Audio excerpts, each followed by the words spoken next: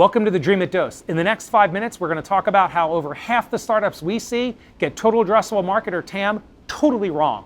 They make the same few mistakes every single time. It's time to fix that. Let's dive in.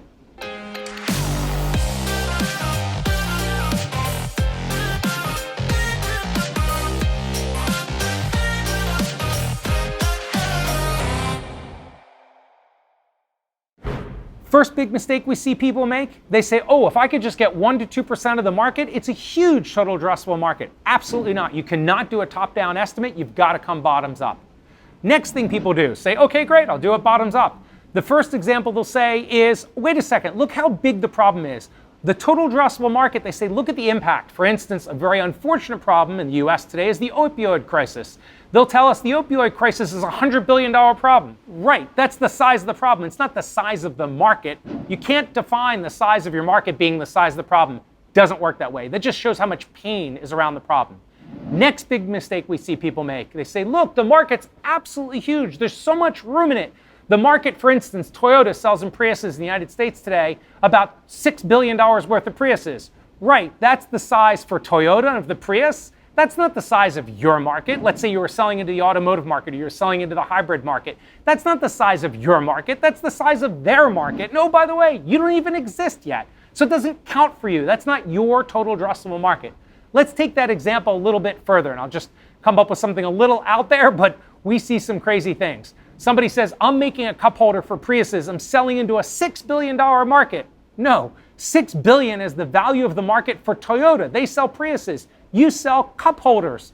And we looked up online. Priuses, they sell about 250,000 or 200,000 of them a year. You sell a $5 cup holder. That means your total addressable market on a yearly basis is $1 million, not $6 billion. That seems a little extreme. We see things like that, and we talk to thousands of startups a year. We see people make simple, basic mistakes like that every single day. I realize I'm going fast. Please leave your questions in the comments section and make sure to subscribe because we have a lot more coming.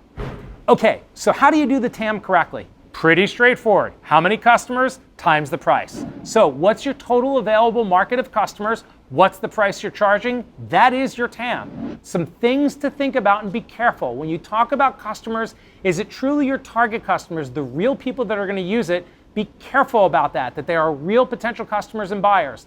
Next, what part of the world? Is this your US TAM, your global TAM, your EU, your Asian TAM, your rest of world TAM? You really have to carefully think about that and cover it.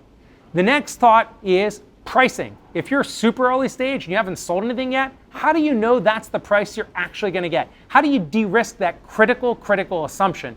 Because if that assumption is way off, your TAM's going to be way off. Next couple of things to think about, really important, just like your high school math teacher said, you've got to show your work. So when you're doing the TAM, make sure, document the information, show it when you do your TAM calculation, include it on the slide, and cite your data. For instance, if you say, this is how many customers, we want to know why. How do you know that? Where did you get that information from? And is it relevant information? Is it current information? That's it. You can't do it top down. You've got to do it bottoms up. You can't talk about the size of the problem. You can't talk about how big somebody else's market is. It's really straightforward. Customer times price, that's your TAM. That's your Dreamit Dose in 5 minutes. Really look forward to answering your questions in the comments. See you next time.